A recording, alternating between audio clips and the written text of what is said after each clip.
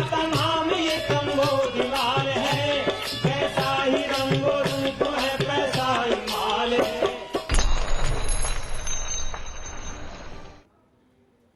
नमस्कार, मैं हूं शुभम शंकधर। आप देख रहे हैं मनी 9 और हफ्ते के पहले मनी सेंट्रल में आपका स्वागत है। मेरे साथ स्टूडियो में मनी 9 के एडिटर अंशुमान तिवारी जी जुड़ गए हैं। सर, बहुत स्वागत है आपका भी आज के शो में। आज कौन सी सर वो खबर है जिस पर हम विस्तार से चर्चा करेंगे, विश्लेषण करेंगे? शुभम, मनी सेंट्रल में आपका भी स्वागत है और आप सारे दर्शकों का स्वागत है। सोमवार का पहला मनी सेंट्रल एक तरह से आज रूपी और विदेशी मुद्रा सेंट्रल होने वाला है, क्योंकि भारतीय रुपए में ऐतिहासिक गिरावट आई है। मनी सेंट्रल के पिछले संस्करणों में हम लगातार ये बताते रहे कि भारतीय रुपए पर दबाव बन रहा है। आज हम इसे गहराई से समझने की कोशिश करेंगे कि विदेशी मोर्चा, विदेशी व्यापार का और विदेशी मुद्रा का मोर्चा अचानक क्यों लड़खड़ा गया है और ये चोट और कितनी गहरी है। ये हमारे लिए आज की सबसे बड़ी खबर है। लेकिन इसके अलावा भी कई ज़रूरी खबरें हैं जो मनी सेंट्रल में आज चर्चा में आएंगी, आपको बताएंगे शुभम कि वो कौन सी बड़ी खबरें हैं जिन पर हम आज बात करेंगे।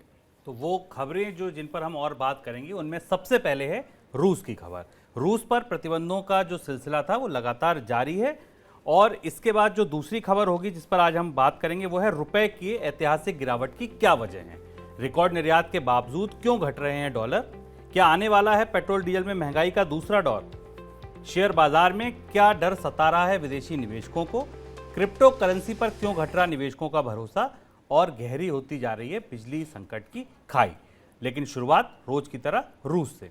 यूक्रेन पर युद्ध के लिए रूस पर प्रतिबंधों का सिलसिला लगातार जारी है। प्रतिबंधों का अगला वार यूरोपीय देशों से नहीं बल्कि अमेरिका से आया है। अमेरिका ने रूस के कई बड़े बैंक अधिकारियों को, रशिया के टीवी स्टेशंस को और अमेरिका के उन लोगों पर प्रतिबंध लगा दिया है जो रशिया को अकाउंटिंग सर्विसेज देते हैं। सर, और कौन कौन है प्रतिबंधों के दायरे में और इन प्रतिबंधों का क्या असर होगा जो अमेरिका की तरफ से रूस पर लगाए गए हैं? शुभम, प्रतिबंधों का नया दौर अब उद्योग और निर्यात से आगे बढ़कर सर्विसेज सेक्टर तक फैल रहा है, क्योंकि रूस सर्विसेज सेक्टर का भी इंपोर्ट करता है और रूस के टीवी चैनलों को अमेरिका और यूरोपियन देशों की कंपनियां एडवर्टाइजिंग देती हैं। अब यहाँ प्रचार वार है। इंफॉर्मेशन वार को कंट्रोल करने के लिए और रूस के प्रचार को सीमित करने के लिए अमेरिका ने प्रतिबंधों की जो नई खेप घोषित की है, उस खेप के मुताबिक वो कंपनियां जो यूरोप के टीवी चैनलों को एडवर्टाइजिंग करती थी उन पर प्रतिबंध लगाया गया है। इसमें यह माना जा रहा है कि शायद इसमें जो एलिना कबीवा हैं, जो कि पुतिन की करीबी मानी जाती हैं और पुरानी स्पोर्ट्स पर्सनालिटी हैं और इस समय रूस के मीडिया में बड़ा इन्वेस्टमेंट रखती हैं, वो भी शायद इन प्रतिबंधों के दायरे में शामिल हो सकती हैं। लेकिन इस बार के प्रतिबंध इंडिविजुअल्स पर ज़्यादा हैं।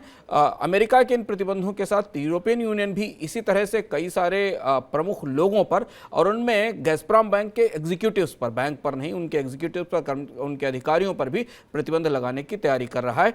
ये पहली खेप है काफ़ी लंबे समय के बाद, 2-3 हफ्ते बाद जो आई है और इसके बाद कुछ और नए प्रतिबंधों की तैयारियां चल रही हैं। सर, इसके अलावा G7 देशों ने भी कुछ फैसले लिए हैं रूस के खिलाफ, उनमें क्या कुछ नया है? G7 देशों ने शुभम तय किया है कि जो दुनिया की के बड़ी अर्थव्यवस्थाएं हैं, जिनको जो वेल्थिएस्ट नेशन है, वो एक निर्धारित समय के भीतर रूस के तेल पर अपनी निर्भरता खत्म कर देंगी। पिछले करीब करीब 2 हफ्ते से यूरोपियन यूनियन में, नाटो में, अमेरिका में और दुनिया के देशों के बीच इस पर जद्दोजहद और मेहनत चल रही है कि कैसे रूस की तेल पर के आयात पर पाबंदी लगाई जा सके और रूस को तेल से जो मिलने वाली मुद्रा है, विदेशी मुद्रा है, उसे रोका जा सके ताकि वो वार का जो फाइनेंस करना है वो बंद कर सके। तो अभी जो फैसला हुआ G7 के देशों ने, उन्होंने ये तय किया है कि जो बड़ी अर्थव्यवस्थाएं हैं जिनमें कनाडा है, फ्रांस है, जर्मनी है, इटली है, जापान है, यूनाइटेड किंगडम है और यूनाइटेड स्टेट्स है, ये सारी अर्थव्यवस्थाएं मिलकर एक निर्धारित समय के भीतर रूस से कच्चे तेल के आयात को प्रतिबंधित करेंगी। इसके साथ ये बात भी हो रही है कि हंगरी और स्लोवाकिया जैसी अर्थव्यवस्थाएं जो रूस के गैस और तेल पर गहराई से निर्भर हैं, उन्हें इस प्रतिबंध में शामिल होने से थोड़े समय के लिए छूट दी जाएगी। यानी वो 6 महीने से 1 साल के भीतर अपनी अर्थव्यवस्थाओं को इस प्रतिबंध के लिए तैयार करेंगी। और ये बहुत महत्वपूर्ण बदलाव है शुभम, क्योंकि यहाँ से यूरोपीय समुदाय और नाटो देश इस तरह के प्रतिबंधों पर काम कर रहे हैं जिसमें अगर कुछ देश इससे बाहर रहना चाहते हैं तो वो बाहर रह सकते हैं। बिल्कुल। और ये प्रतिबंध लगातार, जैसा अंशुमान जी ने कहा ना कि अब सर्विसेज सेक्टर पर आ रहे हैं निर्यात के बाद, तो लगातार कोशिश ये है कि रूस को चारों तरफ से घेरा जाए। अगली बात कच्चे तेल की, क्योंकि युद्ध का सीधा सिरा जो जुड़ा है वो एनर्जी से जुड़ा है। विदेशी बाजार में कच्चे तेल की कीमतें ऊपरी स्तर पर बनी हुई हैं। सोमवार को ब्रेंट क्रूड का भाव $112 प्रति बैरल के ऊपर दर्ज किया गया। पिछले हफ्ते अमेरिकी सीनेट से ओपेक देशों के खिलाफ कार्रवाई के लिए बिल को मंजूरी दी गई।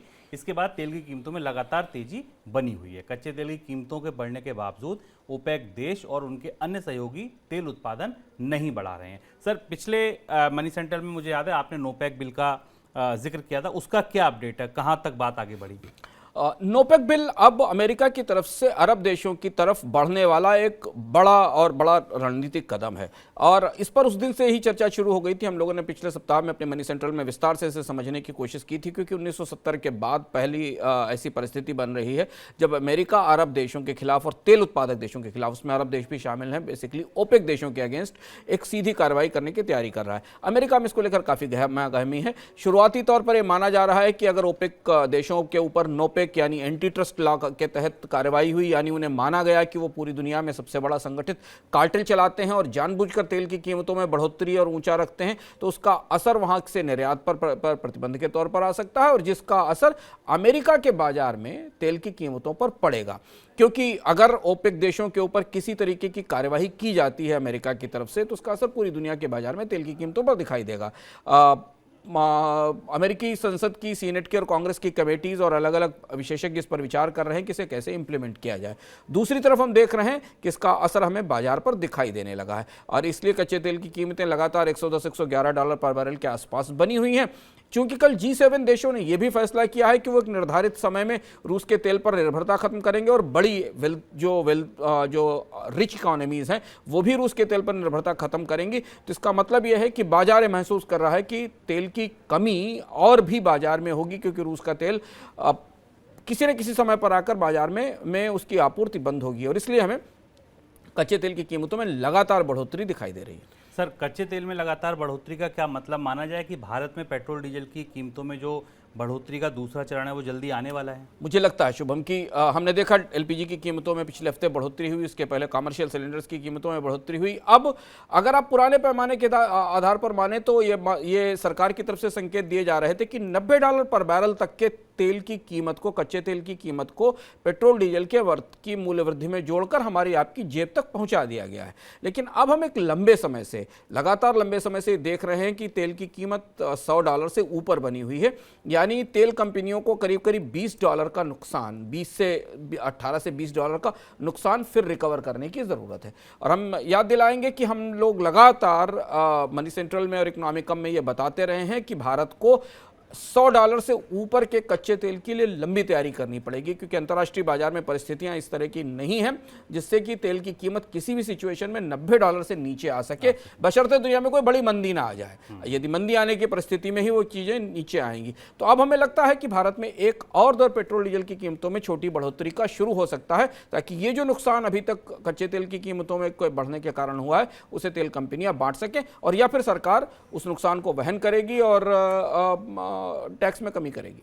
बिल्कुल, यानी कि पेट्रोल डीजल में तो बढ़ोतरी का जो दौर है, दूसरा चरण इसलिए हम बोल रहे हैं क्योंकि एक चरण में जब बढ़नी शुरू हुई थी तो काफ़ी दिन तक लगातार हमने देखा था पेट्रोल डीजल की कीमतें बढ़ी थी और जहां तक का नुकसान की भरपाई हो गई थी उसके बाद भी कच्चे तेल की कीमतें अभी वहां से काफ़ी दूर है और $10 से $20 जैसा अंशुमान जी कह रहे हैं, अगर इतना भी नुकसान भरपाई करना है तो एक दूसरा चरण बहुत जल्दी शुरू हो सकता है। अब आते हैं शेयर बाजार पर। शेयर बाजार में विदेशी निवेशकों की बिकवाली लगातार जारी है। ऐसा कौन सा डर है विदेशी निवेशकों को जो भारतीय शेयर बाजार में डरा रहा है? इस पर अंशुमान जी से बात करें उससे पहले आप देखिए मनी 9 की ये स्पेशल रिपोर्ट। बेहात होती महंगाई को रोकने के लिए भारतीय रिजर्व बैंक ने कर्ज महंगा कर दिया। कर्ज केवल भारत में ही महंगा नहीं हुआ, बल्कि अमेरिका, यूरोप, ऑस्ट्रेलिया समेत दुनिया भर में महंगाई काबू करने के लिए ये नुस्खा अपनाया जा रहा है। महंगाई अब ग्लोबल चिंता है। खैर, बाजार से नकदी सोखने का महंगाई पर कितना असर होगा ये तो आने वाले महीनों में पता चलेगा, लेकिन महंगे कर्ज का तत्काल असर शेयर बाजार पर दिखने लगा है। जिस हफ्ते में आरबीआई ने ब्याज दरें बढ़ाई वो शेयर बाजार में गिरावट के लिहाज से नवंबर के बाद सबसे खराब हफ्ता रहा। सेंसेक्स निफ्टी में 4% से ज्यादा की गिरावट देखने को मिली। ये गिरावट पहले से ही जारी थी, बीते एक महीने में सेंसेक्स निफ्टी 12% तक टूट चुके हैं। निफ्टी फिलहाल 16,200 के करीब कारोबार कर रहा है, जो कि 200 डीएम में यानी डेली मूविंग एवरेज 16,850 के काफी नीचे है। यह दर्शाता है कि शेयर बाजार पर अब मंदड़िए हावी हो रहे हैं। निफ्टी के 75% स्टॉक्स भी अपने 200 डीएमए के नीचे कारोबार कर रहे हैं। यह गिरावट केवल निफ्टी तक ही सीमित नहीं है। बीते एक महीने में बैंक निफ्टी, मिड कैप और स्मॉल कैप जैसे इंडेक्स में भी बिकवाली हावी है। मिड कैप और स्मॉल कैप इंडेक्स बीते एक महीने में करीब 8% टूट चुके हैं। वहीं बैंक निफ्टी 12% तक टूट चुका है।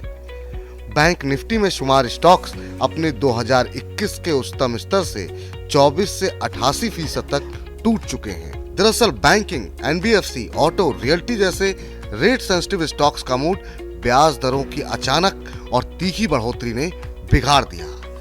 बाजार ब्याज दरों में बढ़ोतरी का अनुमान लगाए तो बैठा था, लेकिन ये अचानक और इतनी तीखी होगी इसकी उम्मीद नहीं थी। ट्रेडिंगो के संस्थापक पार्थ नैती कहते हैं कि इस तरह अचानक ब्याज दरें बढ़ने से छोटी अवधि में बैंकिंग, एनबीएफसी, ऑटोमोबाइल और रियल एस्टेट जैसे सेक्टर्स पर खराब असर पड़ेगा।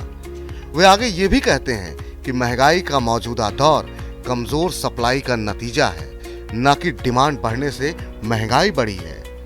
ऐसे में रिजर्व बैंक का ये कदम बहुत कारगर होना मुश्किल है। शेयर बाजार की गिरावट में विदेशी निवेशक भी साथ छोड़ रहे हैं, क्योंकि कर्ज महंगा होने से पूंजी उनके यहाँ भी महंगी हो रही है। अप्रैल के दौरान एफपीआईज ने कुल 17,144 करोड़ रुपए की बिकवाली की। मई के पहले 4 कारोबारी दिन में ही विदेशी निवेशक 6,417 करोड़ रुपए के शेयर बेच चुके हैं। वहीं डीआईएस की बात करें तो यहां बीते 14 महीनों से खरीदारी लगातार जारी है। अप्रैल में घरेलू संस्थागत निवेशकों ने कुल 29,869 करोड़ रुपए की खरीदारी की है। मई के पहले 4 कारोबारी सत्र में भी डीआईआईज 8,533 करोड़ रुपए की खरीदारी कर चुके हैं। हालांकि डीआईआईज की खरीदारी भी अब बाजार को ऊपरी स्तर पर रोकने में नाकाम नजर आ रही है। बाजार की भाषा में निफ्टी, सेंसेक्स अब ओवरसोल्ड जोन में है, यानी बाजार में बिकवाली एक सीमा से ज्यादा हो चुकी है। विशेषज्ञ मान रहे हैं कि बाजार में गिरावट बढ़ी तो अच्छे वैल्यूएशन के चक्कर में विदेशी निवेशकों की वापसी हो सकती है। जियोजित फाइनेंशियल सर्विस के मुख्य निवेश रणनीतिकार वीके विजय कुमार का मानना है कि निफ्टी में और 5% गिरावट आने पर विदेशी निवेशक बिकवाल से खरीदार बन जाएंगे। हालांकि उनका ये भी कहना है कि महंगे कर्ज, चीन में लॉकडाउन और रूस यूक्रेन युद्ध से शेयर बाजार में बहुत तेज रिकवरी की उम्मीद नहीं है। ट्रेडर्स फिलहाल छोटी अवधि में हर तेजी में बेचने की सलाह दे रहे हैं। ये सलाह निफ्टी के 200 डीएमए से ऊपर निकलने तक बने रहने का अनुमान है। अब बड़ा सवाल ये कि फिर आखिर निवेशक क्या करें? तो जियोजित फाइनेंशियल सर्विस के रिसर्च हेड विनोद नायर कहते हैं कि मौजूदा हालात में निवेशकों को उन सेक्टर्स पर दांव लगाना चाहिए जिन पर महंगाई, ब्याज दर और बॉन्ड यील्ड का ज्यादा असर नहीं पड़ता हो। ऐसे सेक्टर्स में आईटी, फार्मा और ग्रीन एनर्जी शामिल हो सकते हैं। मनी 9 के लिए हर्ष चौहान। अब चूंकि शेयर बाजार के गिरावट के जो तार है वो रुपए की कमजोरी से जुड़े हैं, तो पहले रुपए का हाल ले लेते हैं, फिर अंशुमान जी के पास चलते हैं।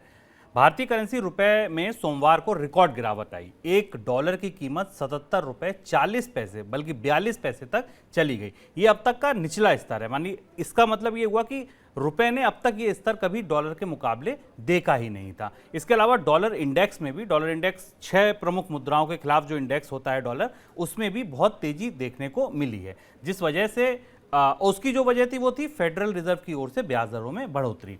सोमवार को डॉलर इंडेक्स 20 साल के ऊपरी स्तर 104.1 पर देखा गया। अब रुपए की कमजोरी से कौन सी चुनौतियां सामने आ रही हैं अर्थव्यवस्था में, कौन कौन से ऐसे विदेशी मोर्चे हैं जहां पर चुनौतियां खड़ी हो गई हैं, उनको समझने के लिए हमने इस पूरी चर्चा को 5-6 बड़े हिस्सों में तोड़ा है, जिससे कि आप बहुत आसानी से ये समझ सकते हैं कि किन किन फ्रंट्स पर भारत के लिए अचानक चुनौतियां खड़ी हो गई हैं। तो सबसे पहले हम जानेंगे अंशुमान जी से कि रुपए में गिरावट के सबसे बड़े कारण क्या हैं।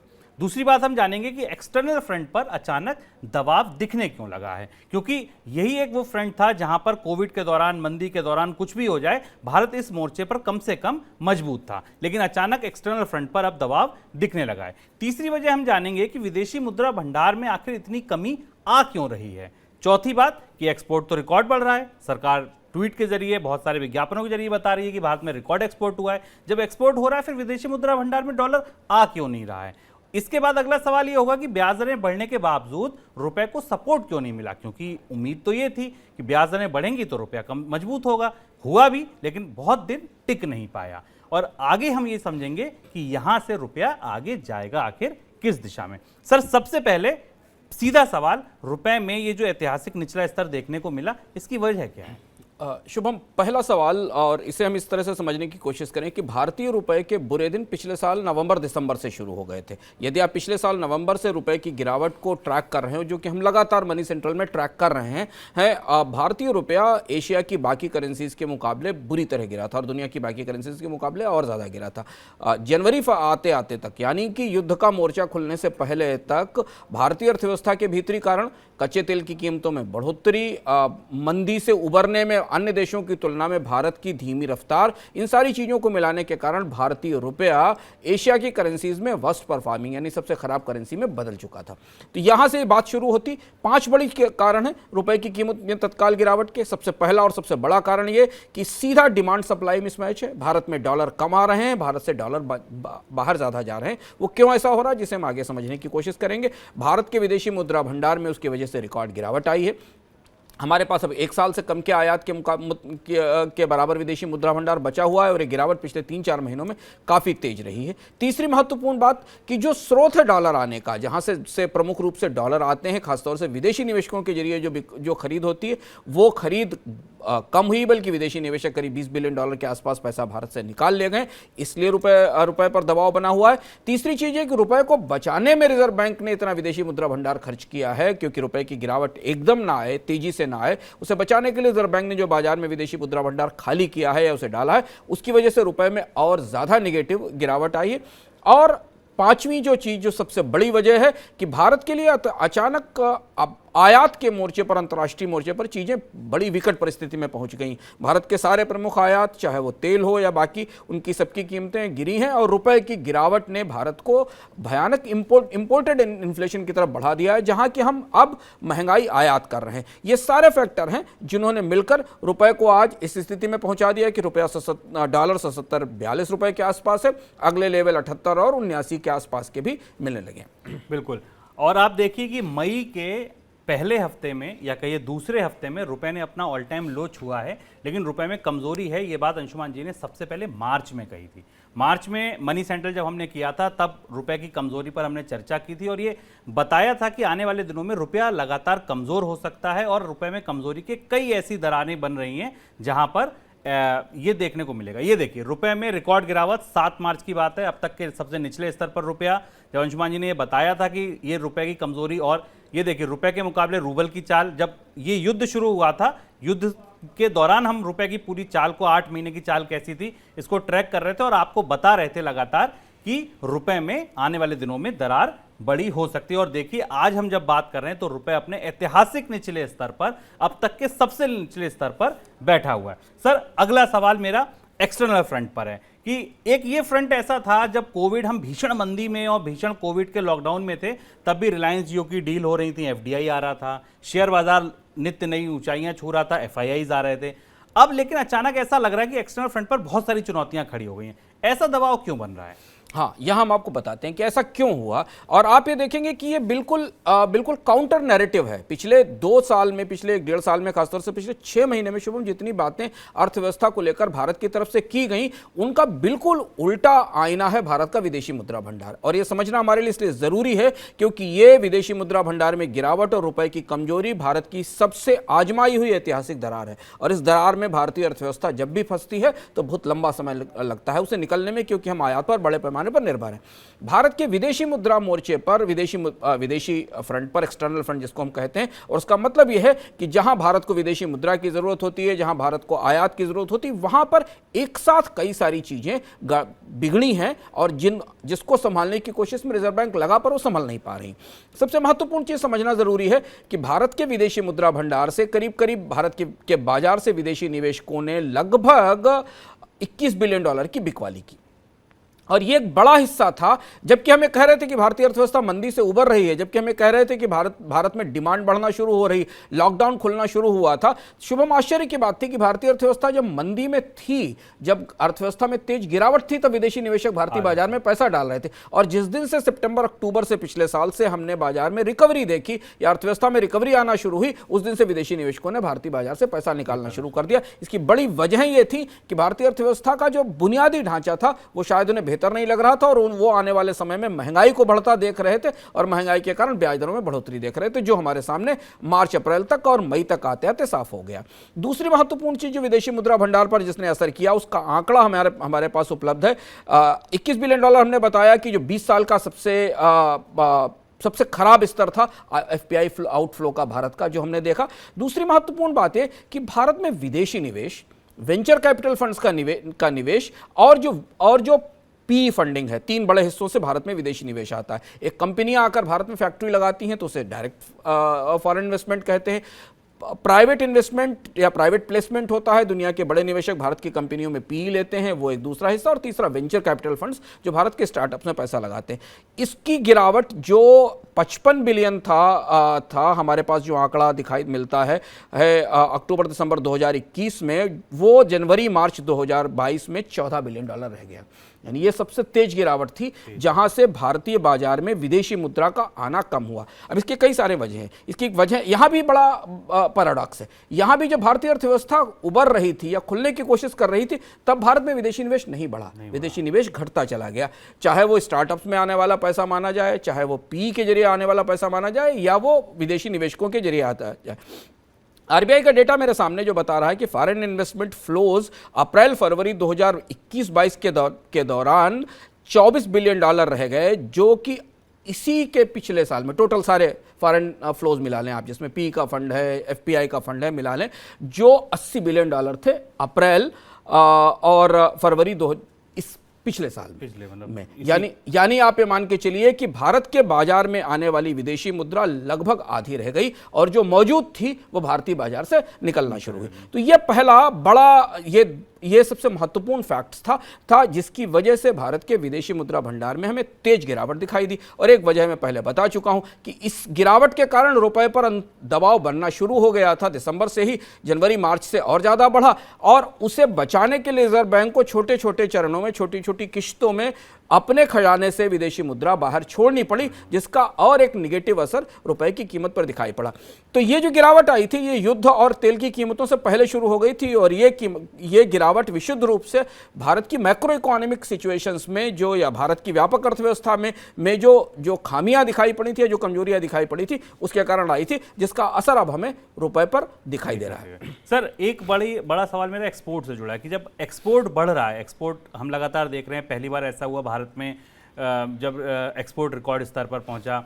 एक्सपोर्ट बढ़ेगा तो सीधी सी बात है डॉलर आएंगे, तो एक्सपोर्ट बढ़ने के बाद भी विदेशी मुद्रा भंडार लगातार घट क्यों रहा है? हाँ, ये समझना बहुत जरूरी है। हमारे पास हम पिछले करीब 2-3 महीनों से लगातार देख रहे हैं कि भारत रिकॉर्ड एक्सपोर्ट कर रहा है, पर उस एक्सपोर्ट के आंकड़े के पीछे एक इंपोर्ट का आंकड़ा भी आता है। भारत का निर्यात जिस गति से बढ़ रहा है, उससे कहीं ज्यादा वैल्यू टर्म्स में आयात बढ़ रहा है। आयात के आंकड़े को आप देखिए, निर्यात 479 बिलियन है और आयात 611 बिलियन, और भारत का व्यापार घाटा रिकॉर्ड 192 बिलियन के ऊपर है। अब यहां एक्सपोर्ट का मतलब खत्म हो जाता है। एक्सपोर्ट आपके लिए एक बड़ी सक्सेस स्टोरी हो सकती है, पर हम नेट इंपोर्टर कंट्री हैं। हम अपनी एनर्जी जरूरतों के लिए इंपोर्ट पर निर्भर हैं, हम अपनी टेक्नोलॉजी जरूरतों के लिए इंपोर्ट पर निर्भर हैं, और यही वो फर्क है जो हमें विदेशी मुद्रा भंडार में दिखाई दे रहा है। इस आंकड़े को और करीब से समझने की कोशिश करें तो हमें दिखाई देता है एक आंकड़ा जिस पर दुनिया भर के विदेशी के निवेशकों की और एजेंसियों की नजर अब यहां से काफी गहराई से होगी, जिसे आगे भी हम संकेतों में समझने की कोशिश करेंगे, वो भारत का करंट अकाउंट डेफिसिट होगा।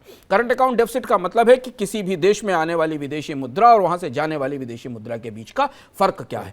और हमारे पास एक आंकड़ा जो उपलब्ध है वो बता रहा है शुभम की दुनिया की जो 10 टॉप इकोनॉमीज हैं उनमें चीन, Japan, Switzerland, US, Russia, Hong Kong, Saudi Arabia, south Korea, Singapore और इंडिया है।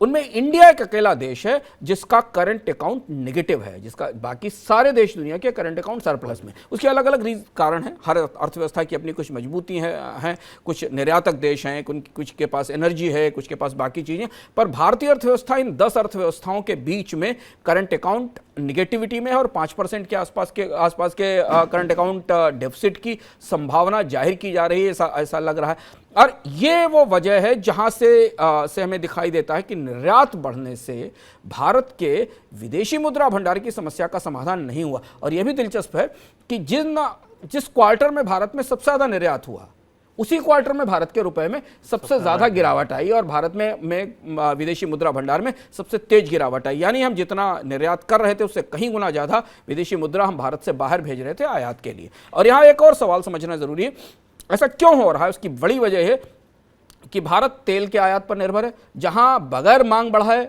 ऑयल इंपोर्ट का बिल दोगुना हो गया, क्योंकि कच्चे तेल की कीमतें $60-65 $70 से $100 के आसपास हो गई। अब हम कोयले की इंपोर्ट के दहलीज पर खड़े हैं, जिसके हम 5वें सबसे बड़े उत्पादक हैं। और विदेशी मुद्रा भंडार के लिए इससे ज्यादा बुरी खबर कोई नहीं हो सकती कि आपकी दोनों इंपॉर्टेंट एनर्जी सोर्सेज कच्चा तेल और कोयला दोनों के लिए आप बड़ी मात्रा में अंतर्राष्ट्रीय बाजार पर निर्भर हो जाएं, और वो दबाव या वो गर्मी है जो रुपए को पिघला रही है। सर, मेरा अगला सवाल ब्याज दरों से। हमने देखा कि फेडरल रिजर्व ने ब्याज दरें बढ़ाई, डॉलर इंडेक्स रिकॉर्ड ऊंचाई पर पहुंच गया। हमारे यहाँ भी ये उम्मीद थी कि आरबीआई जैसे ब्याज दरों को बढ़ाएगा, रुपए को कुछ सपोर्ट मिलेगा, कुछ सपोर्ट मिला भी, लेकिन उसके बाद अचानक एकदम बहुत तेजी से गिरावट आई। ऐसी क्या समस्या या ऐसा क्या विदेशियों ने देख लिया जो और इतनी तेजी से बिकवाली कर ली? ये वो आर्बिट्राज पैरिटी है जो किसी एक देश जो पूंजी का एक्सपोर्ट करता है, यानी जो देश पूंजी का निर्यात करता है और जो पूंजी का इंपोर्ट करता है, यानी पूंजी को होस्ट करता है, उसके देश के ब्याज दरों के अंतर के बीच में था। रिजर्व बैंक, जैसा हमने मनी सेंट्रल में पिछली बार भी कहा था कि रिजर्व बैंक की तरफ से अचानक 40 बेसिस पॉइंट की बढ़ोतरी की एक वजह ये थी कि वो रुपए की गिरावट को सपोर्ट देना चाहता था, लेकिन उसके तत्काल बाद उसी रात 50 बेसिस पॉइंट की बढ़ोतरी अमेरिका की ब्याज दरों में हो गई और उसके बाद हमने रुपए में तेजी से गिरावट होते देखी। अब चुनौती यह है कि भारतीय अर्थव्यवस्था में ब्याज दरें बढ़ भी रही हैं, लेकिन अंतर्राष्ट्रीय अर्थव्यवस्था में ब्याज दरें उससे ज्यादा तेजी से बढ़ रही हैं। भारत की महंगाई की दर पहले से ही लोगों को परेशान कर रही थी, तो जो एडवांटेज था भारतीय अर्थव्यवस्था के पास वो अब धीरे धीरे फिजल आउट होना शुरू हो गया है। अंतर्राष्ट्रीय बाजार में पूंजी की लागत बढ़ने के कारण विदेशी निवेशक पहले से ही बाजार से पैसा निकाल रहे थे, तो ब्याज दरों में बढ़ोतरी का लगभग जो फायदा मिलना था भारतीय रुपए को, वो पहले 24 घंटे 48 घंटे में मिल गया और उसके बाद अब तेजी से उसमें गिरावट आई। रिजर्व बैंक की दुविधा यह है कि वो कितनी ब्याज दरें बढ़ा सकता है, रुपए को थामने की कोशिश करेगा या वो महंगाई को थामने की कोशिश करेगा या वो शेयर बाजार का जो सेंटीमेंट बिगड़ा हुआ है उसे संभालने की कोशिश करेगा। और इसलिए डॉलर इंडेक्स की मजबूती पूरी दुनिया में रिकॉर्ड लेवल पर है। मुझे लगता है करीब करीब शुभम 15-16 साल के रिकॉर्ड लेवल पर डॉलर इंडेक्स है, क्योंकि 20 साल के रिकॉर्ड लेवल पर डॉलर इंडेक्स है। डॉलर इंडेक्स का मतलब डॉलर की ताकत 20 साल की सबसे बड़ी ऊंचाई पर, आप माने या ना माने, लेकिन वास्तविकता यह है कि डॉलर इस समय दुनिया की सबसे ताकतवर करेंसी बनकर उभर चुका है और उसका असर में क्रॉस द करेंसीज जिसकी जितनी ताकत है वो उतना कमजोर हुआ है। यूरो भी कमजोर हुआ है, येन भी कमजोर हुआ है, युआन भी कमजोर हुआ है, इंडोनेशियाई डॉलर भी कमजोर हुआ है, साउथ कोरियन करेंसी भी कमजोर हुई और भारत भी कमजोर हुआ। जो जितना कमजोर है उस अनुपात में कमजोर हुआ है। तो डॉलर की मजबूती आने वाले समय में बनी रहनी है, क्योंकि अमेरिकी अर्थव्यवस्था में जब तक महंगाई की दर 2% के आसपास नहीं आ जाती घटकर, तब तक अमेरिकन फेडरल रिजर्व ब्याज दरों में बढ़ोतरी जारी रखेगा, जो अभी 8.5% के आसपास महंगाई की दर है, क्योंकि वहां उनका कंफर्ट लेवल 2% का, इससे भारत में की मॉनेटरी पॉलिसी का एक अपना कंफर्ट लेवल है।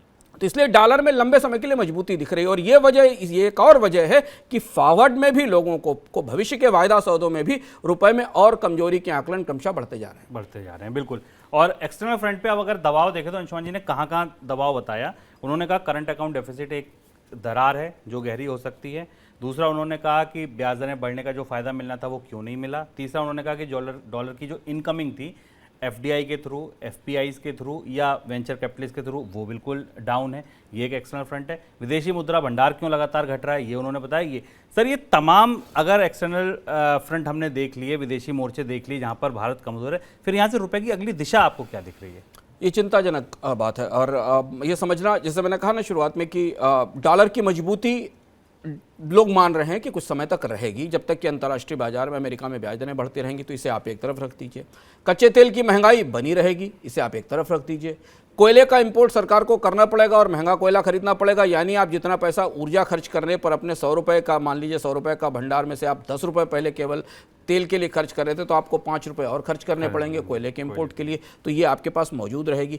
इसके अलावा रुपए की कमजोरी और अंतर्राष्ट्रीय बाजार में इन्फ्लेशन के कारण आप इंपोर्ट्स की लागत और ज़्यादा बढ़ जाएगी, बढ़ती रहेगी। ये फैक्टर्स तो स्थायी हैं, कम से कम अगले 6 महीनों के लिए। भारत की सरकार इन फैक्टर्स को नहीं बदल सकती किसी भी दखल के और किसी हस्तक्षेप के आधार पर, क्योंकि अब अंतर्राष्ट्रीय अर्थव्यवस्था के उस हिस्से में मौजूद है।